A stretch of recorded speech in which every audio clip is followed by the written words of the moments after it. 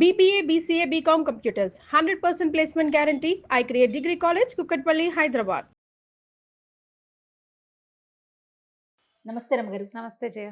ఏదైనా కొంచెం పెద్ద కథ చెప్తారండి, ఒక 2-3 భాగాలు వచ్చేలాగా. 2 ఎపిసోడ్లకు చెప్తాం. ఓకే. చందమామలో 2 ఎపిసోడ్లు కనబడతాయి. మనం యువరాజు మేల్కొని యువరాజు చేసాం కదా, అవును అవును అలాగా. ఓకే. ఎర్లీ 70s 60s చివర్లో ఎర్లీ 70s లో వచ్చింది. 2 భాగాలు. ఓకే. సో చెప్దాం. ఓకే. పూర్వం అంట ఉజ్జయిని నగరంలో ఆ సాగర దత్తుడు, బుద్ధవర్మ అని 2 వ్యాపారస్తులు ఉండేవాళ్ళు. ఓకే. ఈ సాగర దత్తుడు సహజంగా ఆయన వ్యాపారం అయింది. బుద్ధదత్తుడు ఏంటంటే కొంచెం రాజకుటుంబానికి, బుద్ధవర్మ రాజకుటుంబానికి చెందిన వ్యాపారి. ఓకే. ఈ సాగర దత్తుడు సముద్రం మీద వ్యాపారం చేసేవాడు. ముందేదో మగపిల్లలు ఉన్నారు. ఈయన ప్రయాణం అవుతున్నప్పుడు వాళ్ళ ఆవిడ భార్య అప్పుడే నెల తప్పింది, ప్రయాణం అయిపోయాడు. అయితే సముద్ర మధ్యంలో కొన్ని పడవలు ఒక చోట ఆపుకుని కలుసుకుంటారు కదా, ఆ కలుసుకున్నప్పుడు బుద్ధవర్మని కలుసుకున్నాడు. ఓకే. అప్పుడు ఏదో ఒక మాటల సందర్భంలో నీకెంత ఉంది, నాకెంత ఉంది, నువ్వెంత నేనెంత అని డిస్కషన్ పెట్టి నీకు నాకు ఆడపిల్ల మగపిల్లాడు పుడితే మన పిల్లలకి పెళ్ళిళ్ళు చేద్దామని చెప్పుకున్నారు. అప్పుడే డిసైడ్ చేసేసుకున్నారు. అప్పట్లో అలాగే జరిగే పిచ్చి రోజులు కదా, మాట్లాడుకున్నారు. బాగానే ఉంది. అయితే ఏమైంది, మన సాగర దత్తుడు ఇంటికి వచ్చేసరికల్లా వాళ్ళ ఆవిడ మెడ మీద మెడలో ఒక మల్లెపూలు దండేసినంత పిల్లని ఎత్తుకొచ్చింది. అబ్బో ఎవరి మల్లిక అని అడిగాడు ఆయన. మన కూతురే, ఇప్పుడు మొన్న మీరు వెళ్ళాక పుట్టిన పాపాయి అని చెప్పింది. బాగుంది పిల్ల, ముద్దుగా. పిల్లకి మల్లిక అని పేరు పెట్టారు. మల్లె పువ్వులేనే చక్కగా ఉండేది. సరే ఏమైంది, ఇతను కూడా మన బుద్ధవర్మ కూడా ఊరు చేరిపోయాడు. ఊరు చేరిపోతే ఏమైంది, ఈయన చెప్పాడు, వసే మరి పిల్లాడిని డెలివరీ అయిపోయింది కదా, పిల్లవాడిని ఎత్తుకురమ్మన్నాడు. పిల్లవాడిని ఎత్తుకురమ్మంటే వాడు ఒక కన్ను, ఒంటి కన్ను ఒక కన్ను మూసిపోయింది, గూని బాగుండ్లా అస్థిపంజరంలా ఉన్నాడు పిల్లాడు. ఇదేంటి ఈ ఒంటెని కన్నావు అన్నాడు. ఒంటెని కన్నావు ఏమిటంటే ఆయన తండ్రి ఒంటె అనేసరికల్లా వాడు ఆకారం పాపం బాగుండలేదు కదా, అందరూ ఓష్టుడు అని పిలిచేవాళ్ళు వాడిని. అయ్యో, ఓష్టం అంటే ఒంటె, గూని పిల్లవాడు. ఇంకా ఏవో పిల్లలు ఉన్నారు వాళ్ళకి, ఈ పిల్లాడు. అయితే ఊరంతా వాడిని అలాగే పిలిచేవాడు. ఇతను ఏమన్నాడు, వసే ఎలాగే నేనేమో సాగర దత్తుడితోటి పెళ్లి సంబంధం మాట్లాడాను, మన పిల్లాడికి వాళ్ళ పిల్ల నుంచి పెళ్లి చేస్తానని ఒప్పుకున్నాడు, ఇప్పుడు పిల్లాడు పుట్టాడని ఉత్తరం రాయాలి కదా అంటే రాయమని. పిల్లాడు పుట్టాడు అని ఉత్తరం రాస్తే మాకు ఆడపిల్ల పుట్టింది, పేరు మల్లిక అని పెట్టాం, పిల్ల బాగుందని చెప్పాడు. బాగుండేదని ఈయనేం చెప్తాడు, ఊరుకున్నాడు. ఊరుకున్నాక పిల్లాడికి ఒక 4-5 ఏళ్ళు వచ్చాక మన సాగర దత్తుడి దగ్గర నుంచి కొంతమంది ఈ ఊరు వస్తూ, ఏమంటే మా పిల్లని, మా సాగర దత్తుడి గారి పిల్లని మీ అబ్బాయికి ఇస్తామని ఒప్పుకున్నారట, మరేమోను పిల్లాడిని ఒకసారి చూసిరమ్మన్నారు, కాబోయే అల్లుడు అన్నారు. అనేసరికల్లా కాబోయే అల్లుడు లేడు, ఎక్కడికో వెళ్ళాడని చెప్పారు. చెప్తే ఈవిడేమంది, ఏమండి మనం మసిపూసి మారేడుకాయ చేద్దాం, పెళ్లి సంబంధం పోగొట్టుకుంటామా ఎక్కడైనాను, పిల్లాడిని అసలు చూపించద్దు కొన్నాళ్ల పాటు, పెద్దయ్యాక ఏదో ఒకటి చెప్పి చేద్దాం పెళ్ళి, ఈ లోపల స్నేహం పోగొట్టుకోవడం ఎందుకు, వ్యాపార సంబంధాలు ఉన్నాయి, పెళ్లి దాకా మన వ్యాపార బంధం ఇలా నిలబెట్టుకుందాం, రాబోయే లక్ష్మిని కాపాడుకోవాలి కానీ చెడగొట్టుకోకూడదు, పిల్లాడి మీద వాడికి చూపించకుండా ఏదో వేషం వేద్దామని చెప్పింది. 4 ఏళ్లకు ఒకసారి వచ్చారు, 8 ఏళ్లకు ఒకసారి వచ్చారు. 8 ఏళ్లకు వచ్చినప్పుడు ఏమన్నారు, మా పిల్లాడు తామ్రలిప్తి నగరంలో ఉన్నాడు, ఊళ్ళో లేడు, మేనమా దగ్గర వేదాధ్యయనం చేస్తున్నాడు అని చెప్పారు. పిల్లాడికి 14 ఏళ్ళకి వచ్చాక ఇంకోసారి వచ్చారు. వచ్చేసరికల్లా ఏమైంది, ఈసారి అన్నారు పిల్లాడు అక్కడే చదువుకుంటున్నాడంటే వాళ్ళు ఆశ్చర్యపోయారు. అదేమిటి 14వ ఏడు వచ్చింది, 8వ ఏడు వచ్చినప్పుడు మేనమామన్నారు, 8 నుంచి 14, 6 ఏళ్ళ వేదాధ్యయనం చేసి వాడేం చేస్తాడు, వ్యాపారం చేసుకోవాల్సిన వాడు, తండ్రి వ్యాపారంలోకి 12-14 ఏళ్ళు సరికి వ్యాపారంలో కుదురుకోవాలి, వ్యాపారం లేదు పాడు లేదు, ఏమిటో ఇలా చెప్తున్నారు ఏంటని పోయి ఇంటికి వెళ్ళి సాగర దత్తుడితో చెప్పారు. ఆయన అన్నాడు, అలా కుదరదు, ఎలాగైనా పిల్లాన్ని చూపించాల్సిందేనని చెప్పండి. పెళ్లి నుంచి చూపించలేదు కదా, చూపించలా, ఎన్నాళ్ళైంది చూడలేదు, పిల్ల పెళ్లి ఇడికి వచ్చేసింది, 14-15 ఏళ్ళు వచ్చినాయి, పిల్ల పెళ్లి చేసేయాలి, ఏమైనా సరే పిల్లాన్ని చూపించవలసిందేనని చెప్పమన్నాడు. మళ్ళీ పోయారు వీళ్ళు ఆయన దగ్గర నుంచి, సాగర దత్తుడి దగ్గర నుంచి కొంతమంది దూతలు. ఏమిటండి తేపకో కబురు చెప్తారు, పిల్లేమో ఈడేరిపోయింది, మేము పెళ్లి చేసేయాలి, మీ అబ్బాయిని పిలిపించండి, మేము ఇక్కడే ఉంటాం, పిల్లాన్ని చూడకుండా వెనక్కి రావద్దని చెప్పారు. కావాలంటే తామ్రలిప్తి నగరానికి మేమే వెళ్తామన్నారు. అనేసరికి వీళ్ళకి గొంతుకి కాయడం పడింది, వెలక్కాయ పడింది గొంతులో. ఏం చేయాలి, బాగా ఆలోచించి భార్య అంది, అలా కాదండి, ఎవరో ఒక పిల్లాన్ని మన దగ్గర ఉన్న వాళ్ళల్లో కాస్త సలీసుగా బాగున్న వాడిని చూసి పిల్లకి ముడెట్టేద్దాం, ఏముంది ఓం పెళ్ళిళ్ళు, తర్వాత కాపురం మనవాడితో చచ్చినట్టు చేస్తుంది. ఎవరో ఒక పిల్లాడిని చూపించమని, దొంగ మొహాలు. దొంగ మొహం. అక్కడి నుంచి ఏమైంది, ఈయన చూసుకున్నాడు, చూసాడు, అటు చూసి ఇటు చూసి తన దగ్గర పాలనలో తన పోషణలో ఉన్నటువంటి కొన్ని బ్రాహ్మణ కుటుంబాల్లో చూస్తే కాస్త 1 ఏడాది 2 ఏళ్ళు అటు ఇటుగా ఉఠావుగా ఉన్న ఒక పిల్లవాడిని సెలెక్ట్ చేసుకున్నాడు. వాడి పేరు యజ్ఞదత్తుడు, బ్రాహ్మల అబ్బాయి. వీళ్ళేమో వ్యాపారస్తులు, తెలిసిందే కదా. ఆ బ్రాహ్మడికి కబురు చేసి, ఓ నాయన, నాకు చాలా అత్యవసరమైన వ్యవహారం ఒకటి ఉంది, మీ అబ్బాయిని నాకు అప్పచెప్పు, నువ్వు జన్మంతా తినడానికి సరిపడా నీకు ఇస్తా. ఓకే. నీ పిల్లాడి భవిష్యత్తుకు వచ్చిన ఇబ్బంది లేదు, నీకు వచ్చిన ఇబ్బంది, నా పాలనలో ఉన్నావు, ఇన్నాళ్ళు నేనే నిన్ను పోషిస్తున్నాను అనేసరికి అలా బ్రాహ్మడు అన్నాడు, దాందేముందండి, మీకు ఏదైనా పని ఉంటే మేము కాదంటామా, ఇన్నాళ్ళుగా మా పోషణ చూస్తున్నారు మీరు, పిల్లాడిని పంపుతానని పిల్లాడిని యజ్ఞదత్తుని పంపించాడు. పంపించి ఏం చెప్పాడు, ఒరే వీళ్ళు ఏం చెప్తే అది చెయ్యి, కాదు కూడదు అనబాక, వాళ్ళ అబ్బాయిగా చెలామణి అవమన్నా సరే నువ్వు అయిపోవాల్సిందే. ఒప్పుకున్నాడు యజ్ఞదత్తుడు. ఇక్కడ రాగానే వీళ్ళేం చేశారు, ఆ ఊరు నుంచి వచ్చారు కదా ఉజ్జయిని నుంచి, ఆ ఉజ్జయిని నుంచి వచ్చిన దూతలకి యజ్ఞదత్తుని చూపించారు. వాళ్ళేమో చక్కగా పొడుగ్గా తెల్లగా పండల్లే ఉన్న పిల్లాడిని చూసి, అబ్బో ఎంత బాగున్నాడు, మల్లికమ్మకి సరైన ఈడు జోడు, లక్షణంగా ఉన్నాడు అని చాలా సంతోషించారు. పెళ్ళన్నారు. పెళ్ళనగానే వీళ్ళేం ఆలోచించారు, ఇప్పుడు ఏం చేయాలి ఆలోచించి, సరే ఓ పని చేద్దామని ఈ పిల్లాడినే పెళ్లి కొడుకుని చేసి ఆ దూతల చేతికిచ్చి పంపించారు ఈ యజ్ఞదత్తుడిని. అయితే ఏం చేశారు, వీడితో పాటు ఆ గూనివాడిని కూడా పంపించారు. అసలు పిల్లాడిని కూడా. వీడికి ఈ పిల్లాడికి పెళ్లి కొడుకు సామాన్లన్నీ గూనివాడి చేతికిచ్చి వాడికి బ్రాహ్మడి వేషం, వీడికి పెళ్లి కొడుకు వేషం వేశారు. బ్రాహ్మణ అబ్బాయిని పెళ్లి కొడుకుని చేసి అసలు పెళ్లి కొడుకుని బ్రాహ్మణ్ణి చేశారు. చేసి సామాన్లు చేతికిచ్చి, ఒరే ఈ పిల్లాడి కుర్రాడు ఎవరిని పెళ్లి చేసుకుంటాడో అది నీ పెళ్ళం, నిన్నే చూపిస్తే వాళ్ళు నీకు పిల్లలు ఇవ్వరు కాబట్టి నీకు బదులుగా వీడిని చూపిస్తున్నావు అంతే, ఇది మనసులో పెట్టుకోమని చెప్పారు. ఈ గూనివాడికి పెళ్లి చేసుకోవాలని ఉంది, వాళ్ళందరికీ పెళ్ళిళ్ళు అయిపోతున్నాయి, వీడికి పెళ్లి చేసుకోవాలని దానికి పెళ్ళి అయ్యే మార్గం లేదు, ఎలాగోలాగా చక్కటి పెళ్ళి వస్తుందంటే మనకేం నష్టం, సరేనన్నాడు. అందరూ కలిసి పోయారు. ఆ దూతలతో కొంతమంది సైన్యాన్ని కొంతమంది చుట్టుపక్కలని ఇచ్చి పంపించారు. పెద్దగా చుట్టుపక్కల కాదు, సేవకులు సహాయకులను ఇచ్చి పంపారు. పంపించాక తీరా అక్కడికి వెళ్ళాక వాళ్ళందరూ చాలా సంతోషించారు. అయ్యి బాబాయ్ ఎంత బాగున్నాడు, పండల్లే పిల్లాడు, మన వాళ్ళల్లో ఇంత చక్కటి వాడిని చూడం అని ఆశ్చర్యపోయారు. సరే చక్కగా యథావిధిగా పెళ్లి చేశారు. గూనివాడు పక్కనే కూర్చుని పెద్ద బ్రాహ్మడి పక్కన సహాయకుడుగా ఉండి సామాన్లు అందిస్తూ తన పెళ్లి కూతుర్ని తనవి తీరా చూసుకుంటూ కూర్చున్నాడు. వివాహం అయిన దగ్గర నుంచి యజ్ఞదత్తుడు కడుపులో నొప్పి అంట మొదలుపెట్టాడు. నా పొట్టలో నొప్పిగా ఉంది, డొక్కల్లో సోలు వచ్చి పడిపోయాడు. అక్కడి నుంచి ఈ సాగర్ దత్తుడు చాలామంది వైద్యుల్ని పిలిపించాడు. వాళ్ళంతా వస్తే ఆ మందు ఈ మందు ఇస్తే, ఈ పెళ్లి కూతురు ఉంది కదా ఈ మల్లిక, సాగర్ దత్తుడు కూతురు, భర్తకి కడుపులో నొప్పి వస్తే అతను చూసుకోవద్దు, నాకెందుకు, నేను పెళ్లి కూతురునని లోపలికి వెళ్ళకుండా దగ్గర కూర్చుని ఇతను కావాల్సిన సేవలు చేసి ఆ మందులన్నీ పోసి మద్యం పానం చూసుకుని దగ్గరే ఉంది, వదిలిపెట్టకుండా. 2-3-4 రోజులు గడిచాక ఎన్ని మందులు ఇచ్చినా వాడు నొప్పి తగ్గట్లే. వాడికి నొప్పి ఉంటే కాదు, నొప్పి లేదు వాడికి, దొంగ నొప్పి. వాడేం చేశాడు, నాకు తగ్గటం లేదు, మా అమ్మని నాన్ని చూడాలనిపిస్తుంది, నా భయం వేస్తుందని మొదలుపెట్టాడు. పెళ్ళయ్యాక చాన్నాళ్ళు 6 నెలలు ఇక్కడ ఉంచుకునే ఎత్తులో ఉన్నారు వాళ్ళు.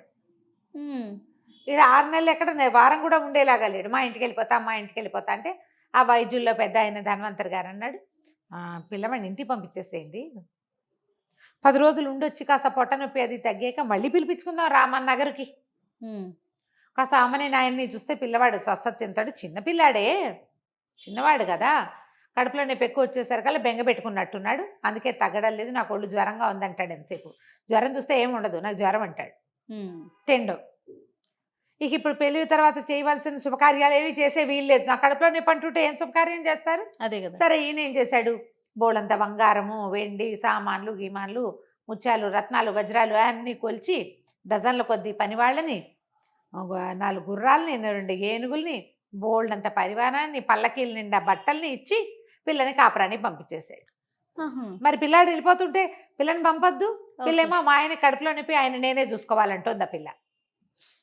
పంపించారు. పంపిస్తే అయితే ఇక్కడే ఏమైంది, ఓ పక్కన వీడు కడుపులో నొప్పి అంటుంటే ఈ గూనివాడు ఈ పిల్లతో కొంచెం సరసాలాడడానికి ట్రై చేస్తున్నాడు. ఆ పిల్లకి చికాగ్గా ఉంది, ఏమిటి వీడు నాతోటి భావరక్షణ చేస్తాడు, బ్రాహ్మడు వాడిని ఏం అనడానికి వీల్లేదు. ఇతనికి ఏం భయం వేసింది యజ్ఞదత్తుడికి, ఈ గూనివాడ పెదవ ఇక్కడ ఉండగానే విషయం అంతా బయట పెట్టేస్తాడేమో, నేనే దీన్ని అసలు మొగుడిని అంటాడో ఏమిటోనని ఇంటికి వెళ్ళిపోతేనే మంచిది కదా అనుకున్నాను. ఇంటికి వెళ్ళాక ఏం చేశారు, అక్కడ వాళ్ళంతా విశేషంగా వైద్యులను పిలిపించారు, ఏదో ఓం ఓం అన్నారు, తగ్గిపోయింది కడుపులో నొప్పి. ఊరిని నొప్పి తగ్గిపోయింది. అక్కడి నుంచి సాయంకాలం శుభకార్యం అన్నారు, రాత్రి అంతఃపురంలో ఏకాంతవాసానికి వీళ్ళకి పెద్ద అంతఃపురం రెడీ చేశారు. ఈ పిల్ల చక్కగా అలంకారం అది చేయించుకొని లోపలికి వెళ్తే దాని చెలికత్తలతో సహా వెళ్ళింది. వెళ్తే అక్కడ యజ్ఞదత్తుడితో పాటు గూనివాడు కూడా ఉన్నాడు. వీడెందుకున్నాడు అని అడిగింది. ఇతను ఎందుకున్నాడు ఇక్కడ అనేసరికల్లా ఇతను ఏమన్నాడు, నేను వెళ్ళిపోతున్నాను అని చెప్పి గబగబా నడిచి వెళ్ళిపోతుంటే అమ్మాయి తలిపి, అదేమిటి నన్ను వదిలిపెట్టి వెళ్ళిపోతామేమిటి, అసలు ఏం జరుగుతోంది ఇక్కడ. ఈ లోపల ఏమైంది, ఈ అబ్బాయి కడుపులో నొప్పి తగ్గిందంటే వాళ్ళ నాన్న అందరికీ దానాలు ధర్మాలు చేసి అల్లుడు స్వస్థత చెందాడు, ఏం భయం లేదని వాళ్ళు. ఇక్కడ పెళ్లి కుమారుడికి రాజకుమారుడికి పెళ్ళి అయిపోయిందని ఊరంతా తాగి తందనాలు ఆడుకుంటున్నారు. ఇక్కడ 3-4 రోజులు బోళ్ళు ఉత్సవాలు కూడా జరిగినాయి. అందరూ గందరగోళంగా ఉన్నారు. ఈ పిల్ల ఇతను వెంటపడింది యజ్ఞదత్తుడి వెనకాల. అదేమిటి నన్ను వదిలిపెట్టి వెళ్ళిపోతావంటే, నేనేం చేయను, నీ ప్రారంధ కర్మ, నేను చేయగలిగేది ఏమీ లేదు, నీకు భగవంతుడు ఇచ్చిన భర్త వాడేను, నీ జీవితాన్ని ఏదో ఒకటి చేసుకో, నేనేం చేయలేను, నాకు ఇది తప్పనిసరిగా ఈ పని చేశానని పరిగెత్తుకుంటూ వెళ్ళిపోయాడు. వెళ్ళేసరికల్లా గూనివాడు ఈ పిల్ల వెంట పడిపోయాడు. ఆ పిల్ల ఏం చేస్తే ఒక్క తోపు తోసింది. తోసేసరికల్లా వీడు మంచానికి అవతల పడ్డాడు. ఈ చెలికత్తెలు, ఈ అమ్మాయి చెలికత్తెలు తెల్లబోయి చూస్తుండగానే వాడికి స్నేహ సేవకులు వచ్చారు. వాడి సేవ చేసుకునే లోపల ఈ పిల్ల పరుగులు పెడుతూ వాడి వెనకాల పరిగెత్తుకుంటూ యజ్ఞదత్తుడి వెనకాల వెళ్ళింది. వెళ్తే అంతఃపురంలో అన్ని చోట్ల దాసదాసి గణమంతా శుభ్రంగా తినేసి తాగేసి తందనాలు ఆడుకుంటూ ఉన్నారు. ఊరంతా మత్తులో జూగుతోంది. వీళ్ళ నగరంతా వీళ్ళ చిన్న జమీ లాంటిది అనమాట. పరిగెత్తి ఎవరో వెళ్తుంటే అతనేననుకుని అటువైపు పరిగెత్తి కనపడలే. అయితే అక్కడ ఈ జనాలంతా తాగేసి ఉన్నారు కదా, ఒక కాపాలికుడు ఒక ఆయన బోల్డని సామాన్లన్నీ చుట్టుపక్కల పెట్టుకుని తాగేసి పడిపోయినాడు. ఈ అమ్మాయి అటు ఇటు చూసి ఏం చేసింది, గబగబా తన నగలన్నీ మూట కట్టేసింది. పైన ఇట్లా ఉత్తరీయము అవి ఓళ్ళని ఉంటాయి కదా, ఇలా మేలు ముసుగు, ఆ ముసుగులో మూట కట్టి రొంటిని పెట్టుకుని ఆ కాపాలికుడి బట్టల్లో నుంచి 2 కాపాలిక వస్త్రాలంటే ఎర్రటి బట్టలు, తర్వాత తల మీద కట్టుకునే ఒక ఎర్రగుడ్డ తీసుకుని చకచక కాపాలిక వేషం వేసేసుకుంది. తన రాజు ఇలాగా ఖరీదైన బట్టల్లో ఉంటే డబ్బును వాళ్ళ అమ్మాయిని తెలిసిపోతుంది కదా, అందుకని ఆ బట్టల్లో మెల్లిగా నడవటం మొదలుపెట్టింది. రాత్రి సాయంకాలం చక్కగా సుష్టుగా భోజనం చేసింది. ఇప్పుడు బెంగతోటి నిద్ర రావట్లా, ఏడుపు వచ్చేస్తుంది. మొగుడిని వెతుక్కుంటుంది. మరి ఇంకేం చేస్తుంది, వాడి వివాహం అయింది, కొద్ది రోజులు కలిసే ఉన్నారు, వీడే తన భర్తని ఫిక్స్ అయ్యింది. ఇప్పుడు ఎవడో గూనివాడితో ఉండమంటే ఎలా ఉంటుంది, వెతుక్కుంటూ వెళ్ళటం మొదలుపెట్టింది. ఈ వెళ్ళి ఒక తెల్లవారేసరికల్లా ఒక బ్రాహ్మణ అగ్రహారంలో ఒక వాకిట్లోకి చేరింది. ఇక్కడ ఏం జరిగింది ఏంటో మనం వచ్చే భాగంలో చూద్దాం. తప్పకుండా అండి. నమస్తే. నమస్తే రమగారు, భర్త కోసం సిరీస్ చేసిన 2 ఎపిసోడ్స్ అన్నారు, 2 భాగాల్లో కంప్లీట్. మల్లిక పెళ్లి కూతురు కాపాలిక వేషం వేసుకుని వెళ్ళిపోయింది అక్కడి నుంచి. అయితే ఏమైంది, ఓ బ్రాహ్మణ కుటుంబం ఒక ఆవిడ వాకిట్లో బియ్యం చేరుకుంటుంది పొద్దున్నే. ఈ అమ్మాయి పోయి వాళ్ళ దగ్గర నుంచుంటే ఆ బ్రాహ్మణ ఆవిడ ఓ గొణుకుని తిట్టుకుంటుంది, బుద్ధవర్మ నీకు బుద్ధి లేదు, నీలాంటి దౌర్భాగ్యుడు నువ్వే అంటుంటే ఈ అమ్మాయి అడిగింది, ఎందుకమ్మా అలా మహానుభావుడిని అంత మాట అంటున్నావని. మహానుభావుడు ఏమిటి, వాడి బోందా, ఒంటలాగా ఉండే కొడుక్కి పెళ్లి చేయటం కోసం పాప బ్రాహ్మణ కుర్రాన్ని తీసుకెళ్ళి పెళ్లి చేయించుకొచ్చాడు అంటే ఈ లోపల టమ్ముకు వినపడింది. బుద్ధవర్మ కోడలు తప్పించుకుని పారిపోయింది, ఆమెను పట్టించిన వాళ్ళు కానీ వాడు పట్టించిన వాళ్ళకేమో బహుమతి ఇస్తాం, ఎవరైనా ఇంట్లో అమ్మాయిని దాపెడితే వాళ్ళకి శిక్ష ఇస్తాం. ఈవిడ వెంటనే అంటుంది పైకి, ఆ బ్రాహ్మణావిడ పారిపోయిందా, మంచిగా అయింది, చక్కగా మల్లిక పారిపోమ్మా, హాయిగా పారిపోయి యజ్ఞదత్తుడు నీ మొగుడు వాడు పెళ్లి చేసుకున్నాడు అగ్నిసాక్షిగా, వాడితోటి నువ్వు కాపురం చేయాలంటుంది. ఈ అమ్మాయి నిర్ఘాంతపోయింది. వెళ్ళి అక్కడ కూర్చుని బిక్కమొహం వేసి నేనేనండి మల్లికని అని చెప్పేసరికి ఆవిడ తెల్లబోయి, అయ్యో ఇదేమిటమ్మా ఈ అవతారం, బోళ్ళంత డబ్బున్న వాళ్ళ పిల్లవి ఇటా ఉన్నావేమిటంటే, ఏం చేయను, నిన్న రాత్రి ఏకాంత మందిరం అన్నారు, ఆ మందిరంలో ఆ గూనెబ్బాయి ఉన్నాడు, చెలికత్తలంతా ఉన్నారు, వీడే నీ మొగుడని యజ్ఞదత్తుడు కాస్త వెళ్ళిపోయాడు, నా భర్త ఏమో వెళ్ళిపోయాడు, ఏం చేయాలో తెలీదు, అతను వెనకాల పరిగెత్తుకుంటూ వచ్చాను, ఊరంతా తప్పదాగి దోగిపోతున్నారు, భయం వేసింది, అక్కడ ఎవరో కాపాలికుడు కనపడితే ఆ వేషం వేసుకొచ్చాను అంటే ఆవిడ ఏం చేసింది, దామా లోపలికి రాని లోపల తీసుకుపోయి ఆ బట్టలు తీసి శుభ్రంగా తలంటి పెట్టి, మరి రాత్రి నుంచి దుమ్ము కొట్టుకుపోయిన ఏ పిచ్చిగుడ్డలో అవి, శుభ్రంగా స్నానం చేయించి మంచి బట్టలు ఇచ్చి పక్కన కూర్చోబెట్టుకుంది, అన్నం పెట్టింది. అన్నం పెట్టి ఏమందంటే, నీ భర్త యజ్ఞదత్తుడు ఫిక్స్ అయింది, బ్రాహ్మడో వ్యాపారస్తులో వేరే కదా, అదే అగ్నిసాక్షి నీకు అతనితో పెళ్ళయింది, బుద్ధవర్మ ప్లాన్ నీ విషయంలో వర్కౌట్ అవ్వదు, నీ భర్త ఇంటికి దారి చెప్తా, సానుకూలపరచుకో నువ్వు.